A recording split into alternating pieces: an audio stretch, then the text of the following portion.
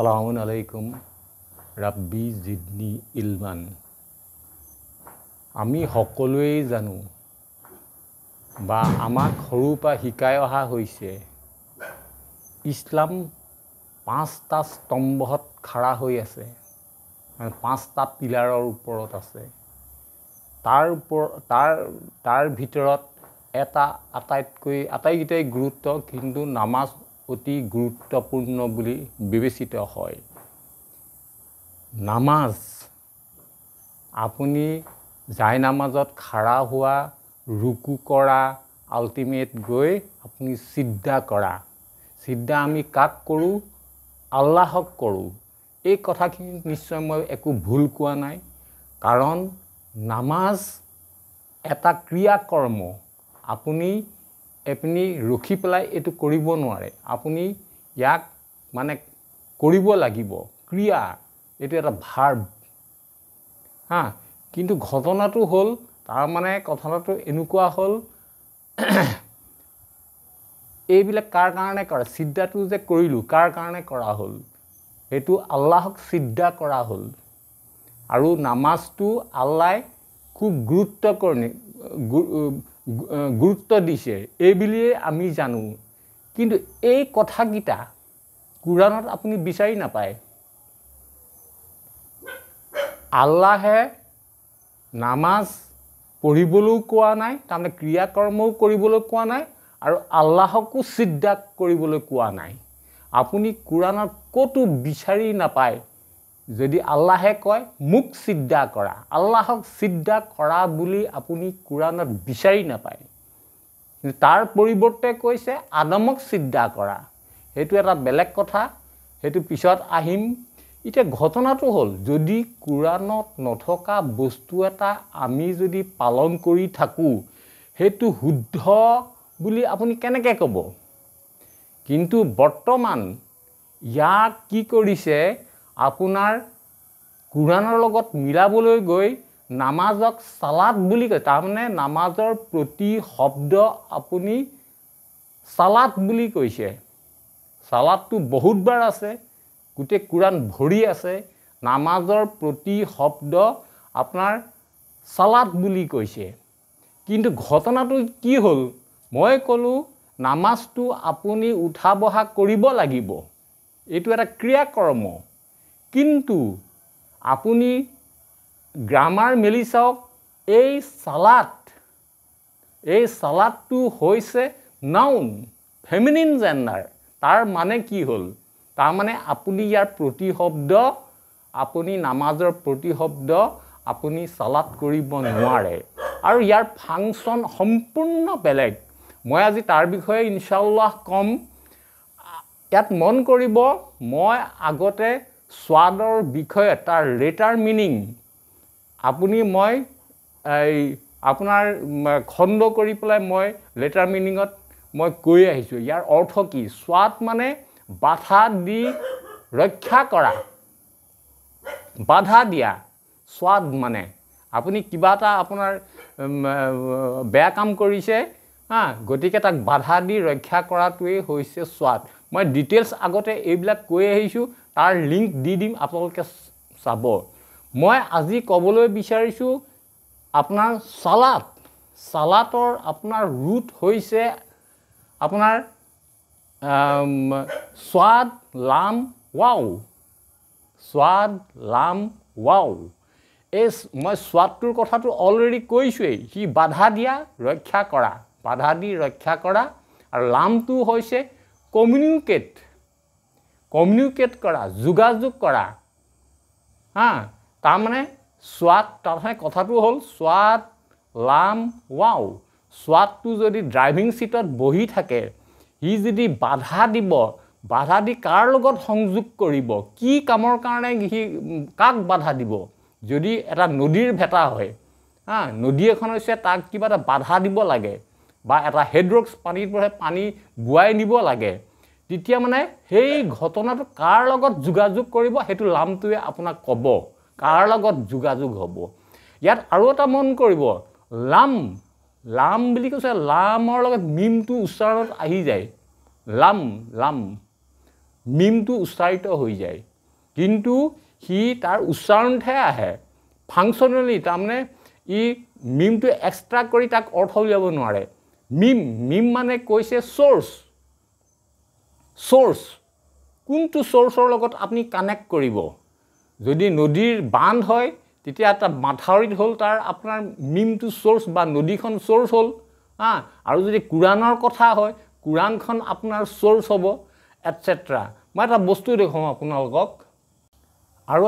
এটা কথা কওঁ ধৰি লওক নামাজ যিটো আমাৰ 5 ওয়াক্ত নামাজ পঢ়া হয়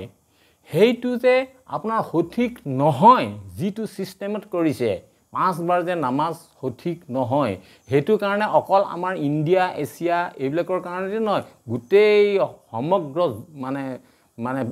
জগতৰ কাৰণে সকল পৃথিৱীৰ সকলোৰে কাৰণে যিসকল মুছলিম আছে সকলোৰে কাৰণে একচুয়ালি কুৰাণটো সকলোৰে কাৰণে হেতু মানুহে বুজি নাপায় বাৰু কিন্তু হল যদি ধৰক পৃথিৱীৰ 3খন দেশ আছে তাৰে এখনত আপোনাৰ ধৰক হেৰি নৰৱেত আপোনাৰ মে টু জুলাই তাত 76 দিন আপোনাৰ মানে বেলি উলাই থাকে তাত কেনেকৈ নামাজ পঢ়িব সম্ভৱ নে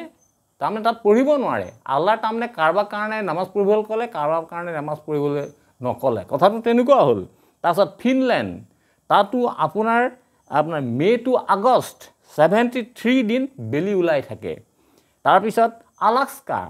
তাত কি হয় ৰাতি 12টা বজাত বেলি ডুব গৈ তাৰ 52 মিনিটৰ পিছত আপোনাৰ আকৌ বেলি উলায় এটো ৰেগুলাৰ এটা প্ৰসেস গতিকে হেইবিলাক জেগাত কেনেকৈ আপোনাৰ নামাজ পঢ়িব বা ৰোজা ধৰিব গতি কাৰণে ইয়াত ক'বাত মানে ভুল আছে সেই কাৰণে বস্তুটো হেতু হৈছে আৰু আপোনালোকে আপোনাৰ যদি নামাজৰ প্ৰতি সপ্তাহ সালাত কয় হেতু সম্পূৰ্ণ বেলেগ বস্তু আপোনাৰ সালাতটো হৈছে আপোনাৰ ফেমিনিন জেন্ডাৰ নাউন গতিকে ইয়াত এক কোনো কাৰ্য কৰা কথা হোৱা নাই ইয়াত গতিকে এইবিলাক চিন্তা কৰিবলগীয়া কথা আমি কৈ আছো এতিয়া লামৰ কথা কৈ আছো লামটোৰ কি কাৰ্য এই ৰদডাল লামৰ নিচিনা লামটোৰ নিচিনা হাকুটা তাৰমানে এই দলেৰে আমি কি কৰিব পাৰো ইয়াৰ সোৰ্স লাগিব মই ইয়াক এটা কামত মই খটুৱাব বিচাৰিছো ইয়াক কি কৰিব পৰা যায় আপুনি ইয়াৰ সোৰ্স যদি ধৰক মই আম পাৰো তাৰমানে মতলব মোৰ আম পৰা তেনেহলে মই এই ইয়াৰ পৰা আম পাৰিব পাৰো কিন্তু অৱশ্যে আম নাই এতিয়া এই লাখুটি ডাল দি মই আম পাৰিব পাৰো আম পাৰিব পাৰো তাৰমানে ইয়াত মই কমিউনিকেট মোৰ আম হ'ল মন কৰিব সূৰা বাকাৰাৰ প্ৰথম আয়াতটোৱে সম্পূৰ্ণ আয়াত তাত কি আছে কিছুমানে এই মানে বিচ্ছিন্ন আখৰ যেনেকৈ আলিফ লাম মিম এই তিনটা আছে এইগিটা কিন্তু কোনো শব্দৰ ৰুট নহয় ই বিচ্ছিন্ন আখৰ এনেকুৱা আখৰ কুৰাণৰ বহুত মানে সূৰাৰ আগে আছে এটো বিচ্ছিন্ন আৰু প্ৰত্যেকৰে ইয়াৰ অৰ্থ আছে ইয়াৰ যেহেতু এটো সূৰা বাকাৰাৰ আপোনাৰ সূৰা বাকাৰাৰ 1 নম্বৰ আয়াত ইয়াৰ অৰ্থ নথকাকৈ এনে শব্দ এটা নহয় প্ৰত্যেকৰে ইয়াৰ অৰ্থ আছে আলিফৰ কি অৰ্থ লামৰ কি অৰ্থ মিমটো কিহৰ অৰ্থ কিন্তু এই এনেকুৱা ধৰণৰ আখৰ বিলাক আপোনাৰ কোনো শব্দৰ ৰুট নহয় ইয়াৰ অৰ্থটো হে মানে হেই তাৰ লগতে উছৰে পাজৰে দিয়া থাকে যেনে আলিফ লাম মিম জালিকাল কিতাব তাৰ বিষয়ে আপ টু 5 নম্বৰ আয়াতলৈকে ইয়াৰ বিষয়ে কৈছে তাৰ মানে ইয়াৰ অৰ্থ কুৰাণ বুলি কৈছে ইয়াৰ অৰ্থ অৰ্থাৎ এইটো ইয়াৰ সোৰ্সটো ইয়াৰ কুৰাণ হৈছে লামটো হৈছে কমিউনিকেট কুৰাণৰ লগত কমিউনিকেট কৰিব লাগিব আৰু আলিফ মানেতো আলিফ ষ্টেণ্ড বাই ওৱান এনেকুৱা ধৰণৰ খুব ষ্ট্ৰং পজিশনত থকাটো হ'ল আপোনাৰ আলিফ এইটো যদি আপোনাৰ ৰুটলে পৰিৱৰ্তন কৰা হয় এইটো যদি ৰুট হিচাপে ধৰে তাৰ শব্দটো একেবাৰে অৰ্থটো উল্টা হৈ যাব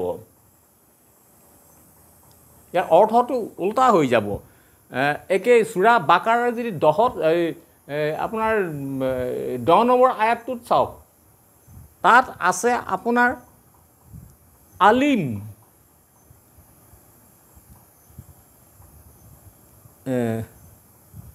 তাৰ ৰুটটো হৈছে আপোনাৰ আলিফ লাম মিম ইয়াৰ যিটো শব্দৰ অৰ্থ আছে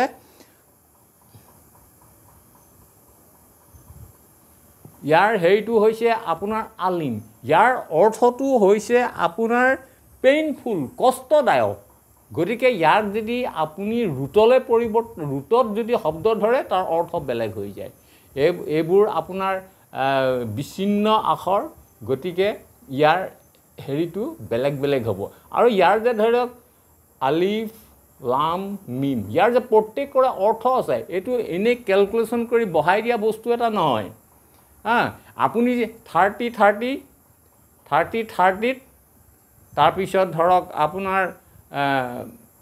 41 53 এইবিলাক আপোনালোকে চাব পাৰে আল্লাহৰ আপোনাৰ ফিতৰত দি আল্লাহে মানুহ বনাইছে প্ৰকৃতিত এইবিলাক আছে তাৰ পৰাই এই শব্দবিলাক মানে ইয়াৰ অৰ্থবোৰ ওলাইছে ইনশাআল্লাহ বুজিব পাৰিছে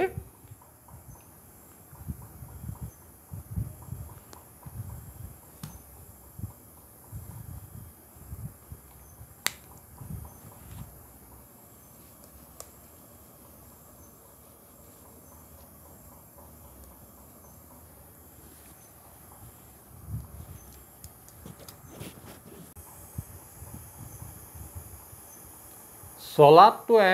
স্বাদ লাম ৱাও ইয়াৰ এইটো হ'ল আপোনাৰ ৰুট এই স্বাদটোৱে স্বাদ আৰু লাম এই দুটাই আপোনাক সঠিক পথলৈ আগুৱাই নিব আপোনাৰ বেয়াৰ পৰা আপোনাক বাধা দি কুৰাণৰ ফালে লামটো হৈছে আপোনাৰ মিম থকাৰ কাৰণে মই আগত আলিফ লাম মিম মই ক'লোৱেই গতিকে সঠিক পথলৈ আপোনাক আগুৱাই নিব কিন্তু তাৰ অপজিট আৰু ৱাওটোৰ কথাটো মই পিছত কৈ আছোঁ ৱাওটো এনে ভাৱেল কিন্তু ইয়াৰ ফাংচন ঢেৰ ইয়াতো কেনেকৈ সম্পূৰ্ণ যেতিয়া শব্দটো আহিব সম্পূৰ্ণ যেনেকৈ স্বাদ লাম তে যেতিয়া আহিব ন তাৰ ফাংচনটো তেতিয়া আহিব ইয়াৰ বিপৰীতটো হৈছে দ্বাদ লাম তাত মানে আপোনাৰ আচল পথৰ পৰা আঁতৰি গুচি যোৱা আঁতৰি গৈ বেয়া পথত গুচি যোৱা দাউলিন যেনেকৈ আমাৰ সূৰা ফাতিহাত দাউলিন যে বেলেগ পথলৈ বেয়া পথলৈ আমাক লৈ নাযাবা সেই বুলি দোৱা কৰা যায় আপুনি এনে চাব পাৰে 5 এই দোৱাৰৰ বিষয়ে যিটো বেলেগ ৰাস্তাত গুচি যায় 5:12 ইয়াত আপোনাৰ শেষৰ ফালে চাব তই দাল্লা মানে আপোনাৰ আঁতৰি যোৱা সৰল পথৰ পৰা আঁতৰি যোৱা ষ্ট্ৰেইট বেলেগ পথলৈ সি আঁতৰি যোৱাটো এই বুজায় ইয়াত আৰু এটা কথা আছে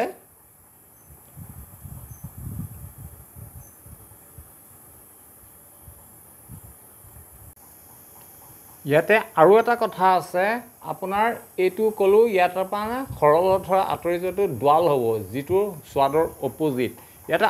আৰু এটা কথা আছে কি এই স্বাদৰ অৰ্থটো ই কেইবাটাও ফাংচন আছে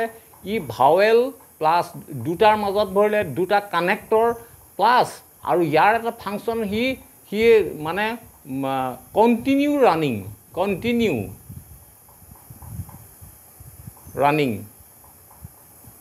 তাৰমানে 24/7 তাৰমানে ইয়াৰ অৰ্থটো এইটো যেতিয়া আপোনাৰ চলাত আহিব স্বাদ লাম তে যেতিয়া আহিব চলাত তেতিয়া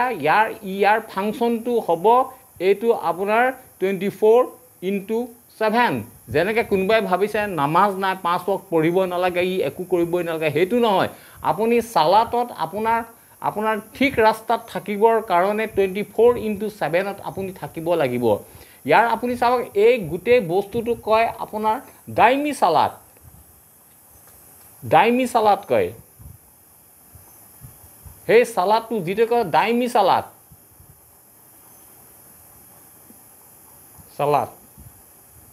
দাইমী চালাদ এইটো আপোনালোকে চাব পাৰে আপোনাৰ চেপ্টাৰ 70 ভাৰ্ছ 23 এইটো মানে আপুনি এৰি দিয়া না আগতে ধৰক আপুনি নামাজ পঢ়িলে চালাম ফিৰালে খতম ইয়াত খতম নাই 24/7 থাকিব লাগিব ইনশাআল্লাহ কথাবিলাক বুজিছে ৰাব্বি আউযু বিকা মিন হামাজাতিৰ শায়াতিন ওয়া আউযু বিকা ৰাব্বি আইয়াহদুৰুন সালামুন আলাইকুম